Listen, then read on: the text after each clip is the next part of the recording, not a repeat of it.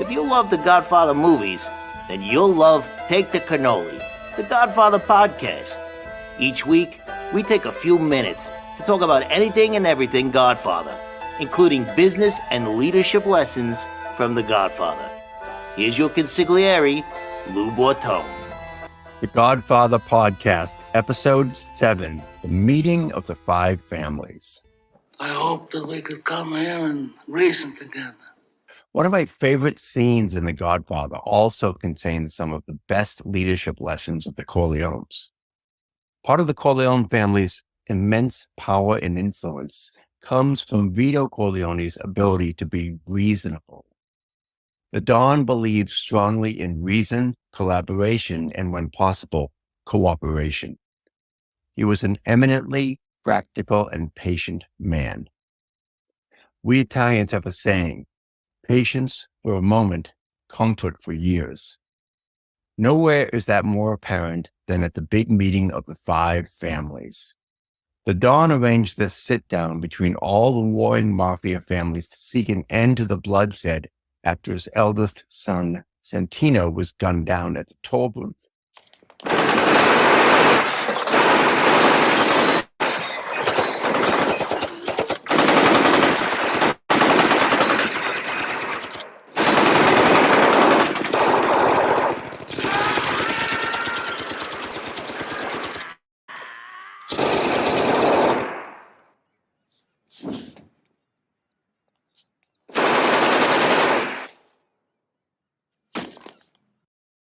This war ends now, the Don tells his Consigliere, Tom Hagen. One of the things to note about this amazing scene in the movie was that it was held at a typical corporate boardroom. As we see the heads of the families around that big oak conference table, you realize that it could be a board meeting for any big corporation, whether it's a big banking company or a traditional Fortune 500 company. Now, that setting was intentional.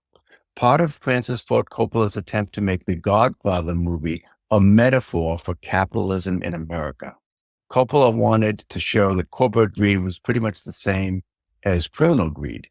Maybe corporate greed's even a little worse because at least the Mafia had a code of loyalty and honor. This scene was shot in the boardroom of the Penn Central Railroad above Grand Central Station in New York City. The exterior shots were filmed at the Federal Reserve Bank of New York. Very corporate indeed. Again, Coppola's subtext here is that the Mafia is just another business like any powerful American corporation. But back to the scene where the five families come together to discuss a truce. Let's watch the scene and observe how Don Vito Corleone calmly and modestly appeals to reason. Don Barzini, I want to thank you for helping me organize this meeting here today. And also the other heads of the five families, New York, New Jersey. Carmine Cuneo from the Bronx and Brooklyn. Philip Tattaglia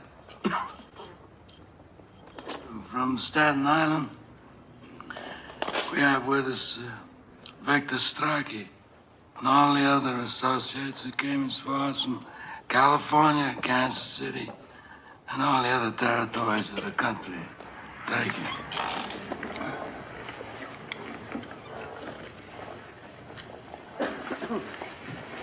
How did things ever get so far? I don't know. It was so unfortunate, so unnecessary. Tattaglia lost a son. I lost a son. We're quits. And if Tattaglia agrees, then I'm willing to let things go on the way they were before. We are all grateful to Don Corleone for calling this meeting. We all know him as a man of his word. A modest man. He'll always listen to reason. Yes, Don Barzini. He's too modest. He had all the judges and politicians in his pocket. He refused to share them. When did I ever refuse an accommodation? All of you know me here. When did I ever refuse? Except one time. And why? Because I believe this drug business is going to destroy us in the years to come. I mean, it's not like gambling or liquor, even women, which is something that most people want nowadays and is forbidden to them by the bits and the bounty of the church. Even the police departments that have helped us in the past with gambling and other things are going to refuse to help us when it comes to narcotics. And I believed that then, and I believe that now. Times have changed. It's not like the old days where we can do anything we want. A refusal is not the act of a friend. If Don Corleone had all the judges and the politicians in New York, then he must share them. All he does is use them. He must let us draw the water from the well. Certainly he can present a bill for such services. After all, we are not communists. I also don't believe in drugs. For years, I paid my people extra so they wouldn't do that kind of business. Somebody comes to them and says, I have powders. If you put up $3,000, $4,000 investment, we can make $50,000 distributing. So they can't resist. I want to control it as a business, to keep it respectable. I don't want it near schools. I don't want it sold to children. That's an infamia. In my city, we would keep the traffic in the dark, people to call it. They're animals anyway, so let them lose their souls.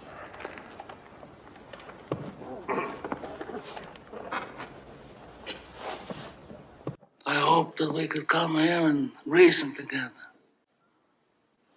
And as a reasonable man, I'm willing to do whatever's necessary to find a peaceful solution to these problems. Then we are agreed. The traffic in drugs will be permitted, but controlled. And Don Corleone will give her protection in the East, and there will be the peace. But I must have strict assurance from Corleone. As time goes by and his position becomes stronger, will he attempt any individual vendetta? Look, we are all reasonable men here. We don't have to give assurances as if we were lawyers. You talk about vengeance. Is vengeance going to bring your son back to you? Or my boy to me? I forgo the vengeance of my son. But I have selfish reasons. My youngest son was forced to leave this country because of this Salazzo business. All right. I have to make arrangements to bring him back here safely, clear of all these false charges. But I'm a superstitious man.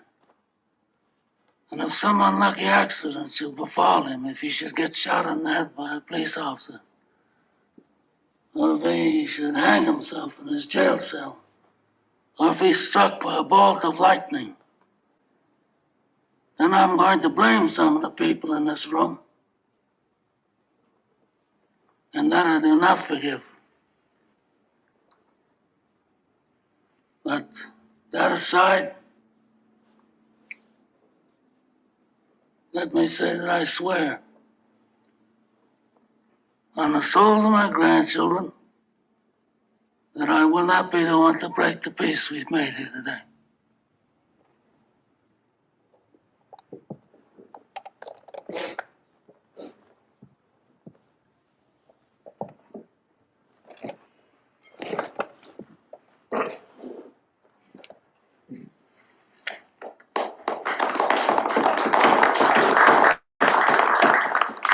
In the novel, Mario Puzo goes even further in this scene, emphasizing the Don's use of, quote, irresistible reason.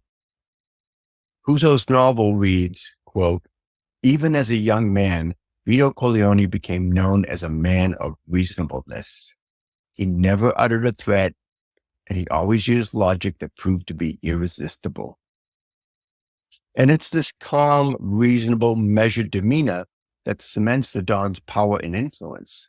He was never rash, never raised his voice, and he never acted impulsively, unlike Sonny. There was never any ranting and raving from Vito Corleone, or for that matter, Michael Corleone, who likewise never showed his anger. Both father and son were even-tempered, but showed a quiet force and a steely resolve. Elsewhere in the Godfather novel, we see the phrase, never hate your enemies because it clouds your judgment. In fact, Michael says this to his nephew Vincent, played by Andy Garcia, in The Godfather Part 3.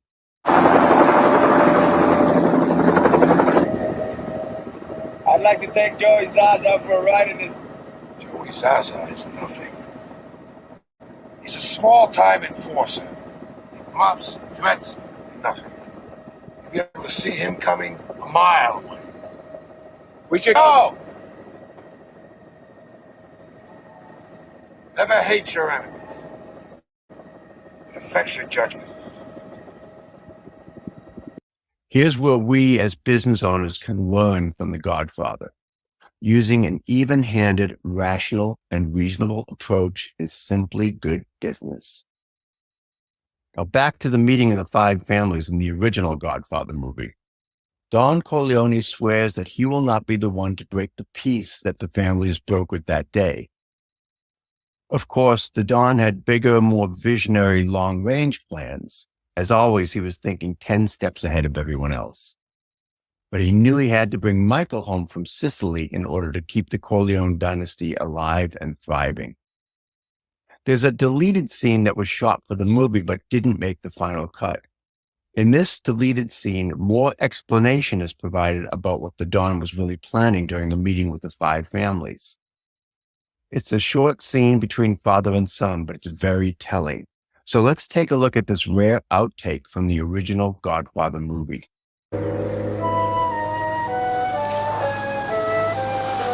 Lettuce, tomatoes, peppers, onions, egg.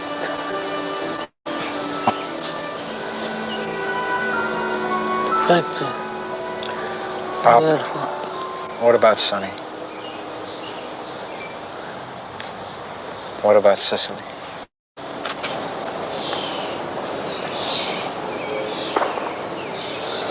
I swore that I would never break the peace. But won't they take that as a sign of weakness? It is a sign of weakness.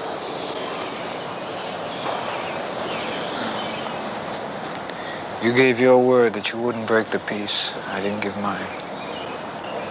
You don't have to have any part in it. I take all responsibility.